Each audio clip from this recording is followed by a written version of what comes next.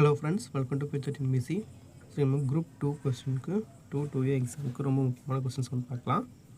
First question, dash செயற்கைக்கோள் ஜனவரி 1, 2024 அன்று ISRO cosmic X கதிர்களை ஆய்வு செய்யும் பொருட்டு அனுப்பப்பட்டது அப்படின்றது. ஸோ இதுக்கான ஆன்சர் ஆப்ஷன் டி, எக்ஸ்போசாட் தான் அமைச்சிருப்பாங்க. அடுத்த கொஸ்டின், மத்திய உப்பு மற்றும் கடல் ஆராய்ச்சி நிறுவனம் எங்கு அமைந்துள்ளது அப்படிங்கிட்டிருக்காங்க. ஸோ இதுக்கான ஆன்சர் பார்த்தீங்கன்னா ஆப்ஷன் சி, பவுநகரில் அமைஞ்சிருக்கும்.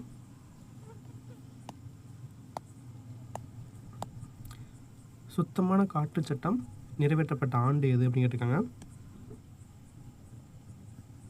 இதுக்கான ஆன்சர் பார்த்தீங்கன்னா ஆப்ஷன் ஏ, 1970 தான் சுத்தமான காற்று சட்டம் வந்து நிறைவேற்றிருந்திருப்பாங்க.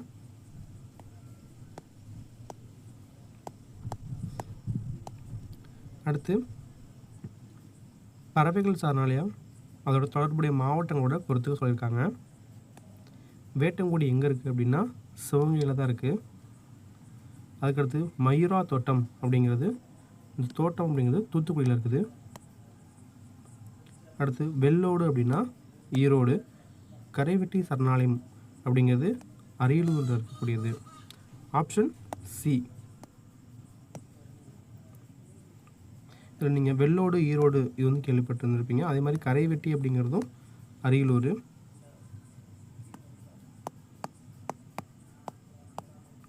அடுத்து, பின்வரும் காலங்களை முறைப்படி வரிசைப்படுத்த சொல்லியிருக்காங்க. இதில் ஃபஸ்ட்டு வந்து வரலாற்றுக்கு முற்பட்ட காலம்தான் வந்து ஃபஸ்ட்டு தொடங்கும் இது. அதுக்கடுத்து சோழர்கள், அதுக்கடுத்து பார்த்திங்க அப்படின்னா சங்க காலம் அப்படிங்கிறது ஸ்டார்ட் ஆகிருக்கும். ஸோ இது ஃபஸ்ட்டு. சங்க காலம் பார்த்திங்க அப்படின்னா கிமு 3ஆம் நூற்றாண்டுலேருந்து கிபி 3ஆம் நூற்றாண்டு வரைக்குமே வந்து சங்க காலம்தான் இருக்கும். அடுத்து 3ஆவதாக பார்த்திங்கன்னா பல்லவர்கள் காலம் வந்து வந்திருக்கும். இதுக்கடுத்து 4ஆவதாக தான் கடைசியாக தான் சோழர்கள் காலம் அப்படிங்கிறது. ஸோ அப்போ பார்த்திங்கன்னா ஆப்ஷன் சி.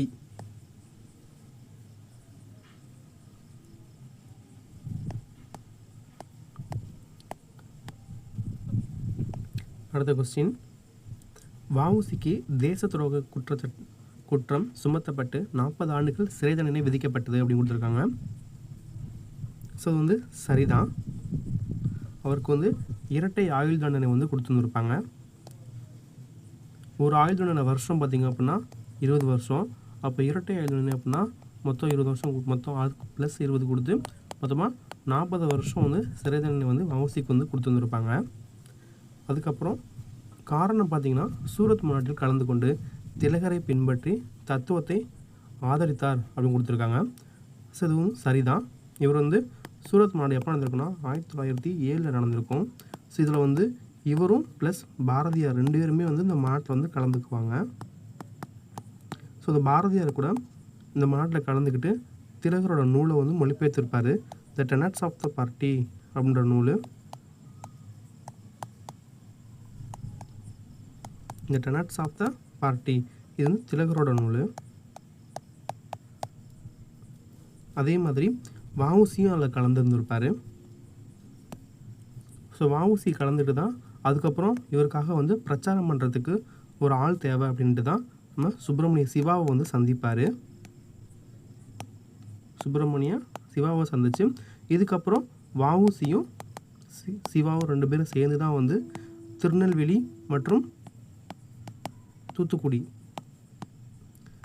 ஸோ இந்த பிளேஸில் வந்து நிறையா போராட்டங்கள் வந்து நடத்துவாங்க. அதுக்கப்புறம் தான் 1908 பார்த்திங்கன்னா தொழிற்சாலைக்கு எதிராகவும் தொழிற்சாலை முதலாளிகளுக்கு எதிராகவும் போராட்டம் பண்ணுறதுக்கு ஹெல்ப் பண்ணுவாங்க. ஸோ இப்போ ஸ்டேட்மெண்ட் பார்த்திங்க அப்படின்னா கூற்று பார்த்திங்கன்னா வஉசிக்கு தேச துரோக குற்றம் சுமத்தப்பட்டு 40 ஆண்டுகள் சிறை தண்டனை விதிக்கப்பட்டது அப்படின்னு கொடுத்துருக்காங்க. ஸோ இது வந்து சரிதான். அதே மாதிரி காரணம் பார்த்திங்கன்னா சூரத் மாநாட்டில் கலந்து கொண்டு திலகரை பின்பற்றி தத்துவத்தை ஆதரித்தார் அப்படின்னு கொடுத்துருக்காங்க.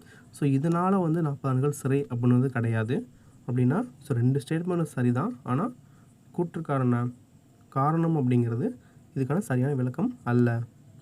Option C.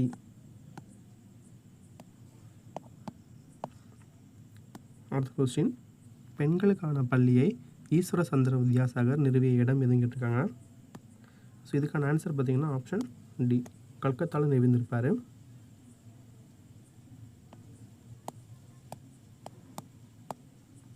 அடுத்த கொஸ்டின், அறியாமை அகன்று நலம் தோன்றும் எப்போது அப்படின்னு கேட்டிருக்காங்க.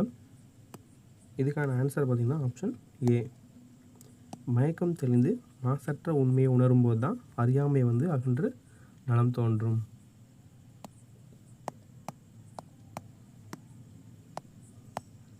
அடுத்த கொஸ்டின், சரியான விடையை பொருந்த செய்க அப்படின்னு சொல்லி கொடுத்துருக்காங்க. இதில் நீதி கட்சி எப்போ ஆரம்பிச்சிருப்பாங்க அப்படின்னா 1916. அடுத்து திமுக எப்போ ஆரம்பிச்சது அப்படின்னா 1949 ஆரம்பிச்சிருப்பாங்க. அடுத்து திராவிட கழகம் அப்படிங்கிறது 1944 ஆகஸ்ட் மாதம் 27 நடந்த சேலம் மாநாட்டில் அறிவிச்சிருந்துருப்பாங்க. இது வந்து சேலம் மாநாடு. அடுத்து சுயமரியாதை இயக்கம் ஆரம்பித்தது 1925 ஆரம்பிச்சிருந்துருப்பாங்க. ஸோ இதுக்கான ஆன்சர் பார்த்தீங்கன்னா ஆப்ஷன் சி.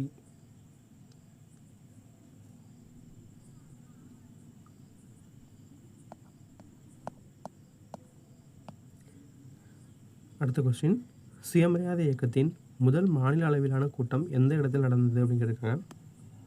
ஸோ இதுக்கான ஆன்சர் பார்த்தீங்கன்னா ஆப்ஷன் ஏ. இந்த சுயமரியாதை இயக்கத்தோட முதல் மாநில கூட்டம் எங்கே நடந்திருக்கும் அப்படின்னா 1929 நடந்திருக்கும், செங்கல்பட்டில். ஸோ ரொம்பவே ஒரு முக்கியமானது.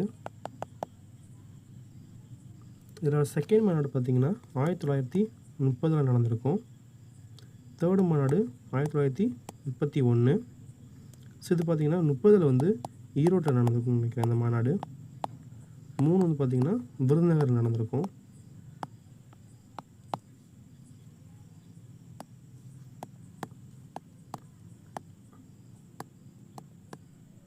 அடுத்த கொஸ்டின், சென்னை மாகாணத்தின் ஆளுநர் எட்வர்ட் கிளைவ் குறித்த சொற்றொடர்களில் எவை தவறானது அப்படின்னு கேட்டிருக்காங்க.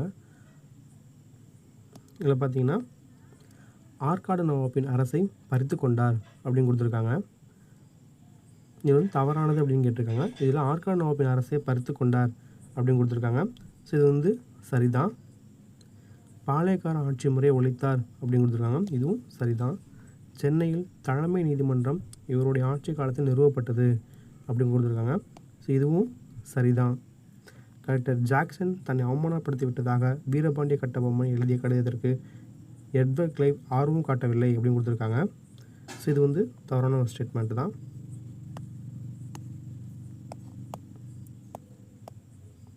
ஸோ இதுக்கான ஆன்சர் பார்த்தீங்கன்னா ஆப்ஷன் டி.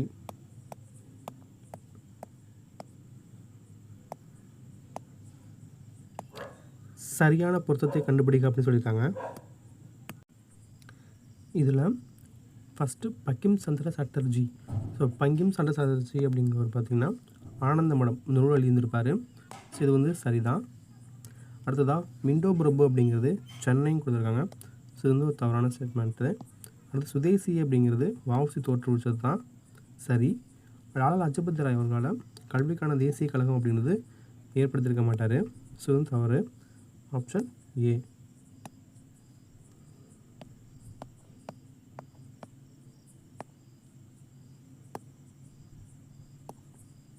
அடுத்து மெட்ராஸ் மருத்துவப் பள்ளி அப்படிங்கிறது 1835 ஏற்படுத்தியிருப்பாங்க. மெட்ராஸ் பிரசிடென்சி பள்ளி இது எப்போனா 1840. அடுத்து மெட்ராஸ் கிறிஸ்துவ கல்லூரி எப்போ ஆரம்பிச்சிருப்பாங்க அப்படின்னா 1837. பச்சைப்பாஸ் கல்லூரி வந்து 1942 ஆரம்பிச்சிருப்பாங்க. ஸோ இதுக்கான ஆன்சர் பார்த்திங்கன்னா ஆப்ஷன் சி.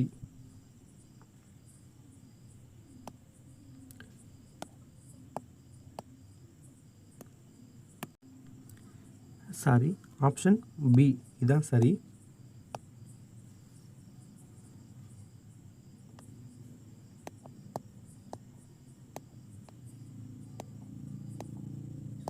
அடுத்த கொஸ்டின், கீழ்கண்டவர்களில் முத்துராமன் சேதுபதிக்கு பதிலாக கிழக்கு இந்திய கம்பெனியால் ராம் நாட்டின் ஜமீன்தாராக நியமிக்கப்பட்டவர் யார் அப்படின்னு கேட்டிருக்காங்க.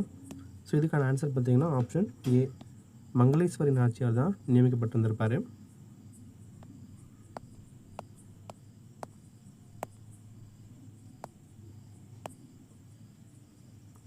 அடுத்த கொஸ்டின், பின்வரும் கூற்றையும் காரணத்தையும் படித்து கீழே குறிப்பிடப்பட்டுள்ள குறியீட்டில் சரியான பதிலை தேர்ந்தெடுக்கும் கேட்டிருக்காங்க.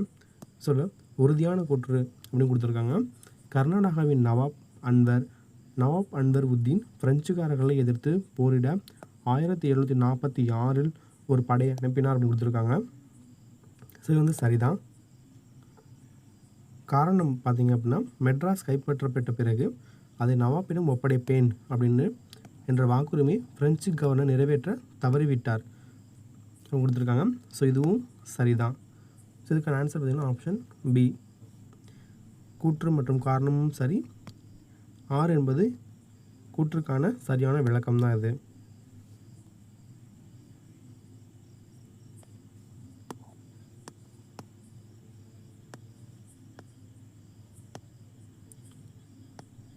ஸோ அடுத்து பார்த்தீங்க அப்படின்னா, அரசியலமைப்பு சட்ட திருத்தங்கள் கொடுத்துருக்காங்க.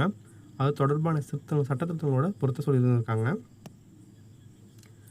91ஆவது சட்டம். 91ஆவது சட்டம் அப்படின்னு பார்த்தீங்க அப்படின்னா,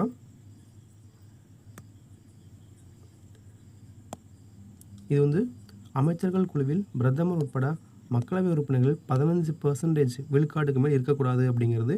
ஸோ இது வந்து சரிதான். 91ஆவது சட்டம் எப்போனா 2003 போட்டு வந்திருப்பாங்க. அமைச்சர் குழுவில் பிரதமர் உட்பட மக்களவை உறுப்பினர்களில் 15% மேலே தாண்டக்கூடாது அப்படிங்கிறது.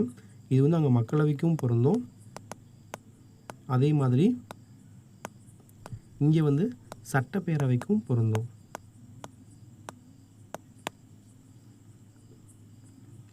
அடுத்ததாக 102ஆவது சட்ட திருத்தம் அப்படிங்கிறாங்க. 102ஆவது சட்ட திருத்தம் பார்த்தீங்க அப்படின்னா, இந்த 102ஆவது சட்ட திருத்தம் அப்படிங்கிறது பிற்படுத்தப்பட்ட வகுப்பினருக்கான ஒரு தேசிய ஆணையத்தை வந்து அரசியலமைப்பு தகுதி அந்தஸ்து வந்து கொடுத்துருந்துருப்பாங்க. தேசிய ஆணையம் நிறுவனத்திற்கு அரசியலமைப்பு அந்தஸ்து கொடுக்குறது தான். ஸோ இது பார்த்திங்கன்னா ஆப்ஷன் இது வந்து 3வது ஸ்டேட்மெண்ட் தான் சரி. அடுத்தது 105ஆவது சட்ட திருத்தம் பார்த்திங்க அப்படின்னா, சமூகத்தில் மற்றும் பொருளாதாரத்தில் பின்தங்கிய வகுப்பினரை கண்டறிஞ்சு அவங்களுக்கான அதிகாரம் மாநில அரசுக்கு மீண்டும் கொடுக்கலாம் அப்படின்னு சொல்லி வழங்கக்கூடியதான் வந்து 105ஆவது சட்ட திருத்தம். ஸோ 4. அடுத்து 106ஆவது சட்ட திருத்தம் பார்த்திங்க அப்படின்னா, மக்களவையில் பெண்களுக்கு 3இல் 1 பங்கு ஸோ கடைசியாக ஏற்படுத்தப்பட்டது இதுதான். ஸோ 2. இது 106ஆவது சட்ட திருத்தம் ரொம்பவே முக்கியமானது. இது வரைக்குமே வந்து மக்களவையில் பார்த்திங்க அப்படின்னா 3இல் 1 பங்கு அப்படின்றது இல்லாமல் இருந்திருக்கும். ஸோ இப்போ தான் பார்த்திங்கன்னா 3இல் 1 பங்கு பெண்களுக்கு ரொம்ப நாள் கழித்து இதுக்கான இடஒதுக்கீடு தர்றாங்க. ஸோ இதுக்கான ஆன்சர் பார்த்திங்கன்னா ஆப்ஷன் டெல்லி.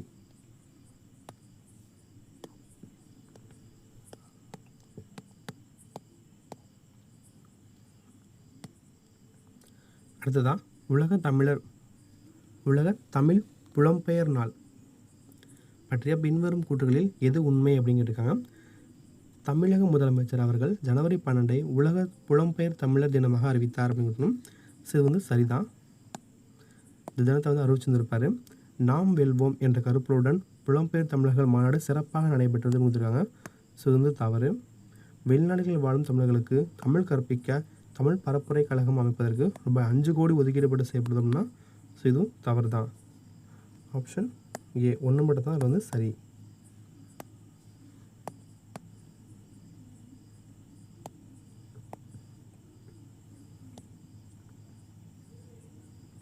அடுத்ததாக பார்த்தீங்க அப்படின்னா, கீழ் கொடுக்கப்பட்டவற்றுள் பொருத்தமான ஏ தேர்ந்தெடுக்கும் அப்படின்னு கொடுத்துருக்காங்க.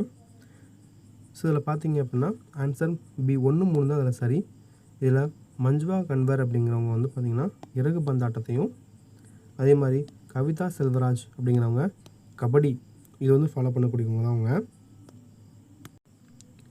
இதில் வினித்குமார் சர்மா இவங்க வந்து பார்த்திங்க அப்படின்னா இவர் வந்து ஒரு ஹாக்கி பிளேயரு. அதே மாதிரி ஆர் வைஷாலி அப்படிங்கிறவங்க இவங்க வந்து செஸ் பிளேயரு. ஸோ அப்படிங்கிறப்ப ஆப்ஷன் பி.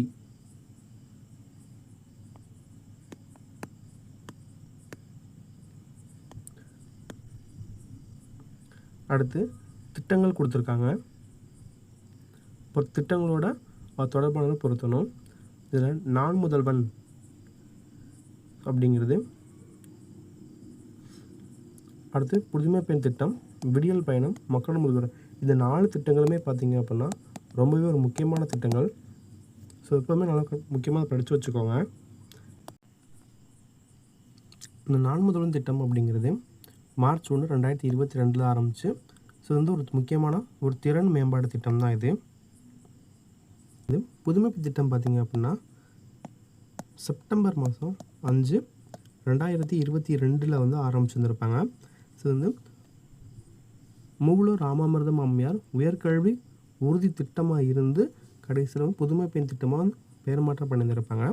ஸோ இந்த புதுமை திட்டப்படி பார்த்திங்க அப்படின்னா 6ஆம் கிளாஸ்லேருந்து 12ஆம் வகுப்பு வரைக்கும் பார்த்திங்க அப்படின்னா தமிழ் மீடியத்தில் படிச்சு வந்துருக்கணும். படிச்சுட்டு ஸோ இதில் வந்து உயர்கல்வி பெறவங்களுக்கு வந்து பார்த்திங்கன்னா அதுக்கப்புறம் மாதம் 1000 ரூபாய் மாதம் வந்து கொடுப்பாங்க பெண்களுக்கு. அதுக்காக தான் இந்த திட்டம் அப்படிங்கிறது. ஸோ அதன்படி பார்த்திங்க அப்படின்னா நான் முதல்வன் அப்படிங்கிறது ஒரு திறன் மேம்பாடு. அடுத்து புதுமை பெண் திட்டம் அப்படிங்கிறது மாணவியர்களுக்கு கல்வி உதவி அளித்தல் அப்படிங்கிறதுக்காக ஆரம்பிக்கப்பட்டது. அடுத்து விடியல் பயணம் அப்படிங்கிறது பார்த்திங்கன்னா ஸோ இந்த விடியல் பயணம் எப்போ ஆரம்பிச்சிருந்திருப்பாங்க அப்படின்னா மே மாதம் ஆரம்பிச்சிருப்பாங்க. 2021 ஆரம்பிச்சது. ஸோ இது வந்து பெண்களுக்கு அதிகாரம் அளித்தல். ஸோ இப்போ நம்ம வந்து யூஸ் பண்ண பெண்கள்லாம் வந்து பஸ்ஸில் போகிறதுக்கு குறிப்பிட்ட தூரத்துக்கு வந்து ஃப்ரீயாக யூஸ் பண்ணிக்கிறாங்க. இதன் மூலமாக பெண்களுக்கு அதிகாரம் அளித்தல் கொடுக்கப்படுது. அடுத்து மக்களுடன் முதல்வர், இந்த ஸ்கீம் பார்த்திங்க அப்படின்னா பொதுமக்கள் குறைகள் இல்லாமல் தீர்க்கப்படுவது தான் இந்த மக்களுடன் முதல்வர் ஸ்கீம். ஸோ இதுக்கான ஆன்சர் பார்த்திங்கன்னா option B, 4, 3, 2, 1. Okay friends, thank you.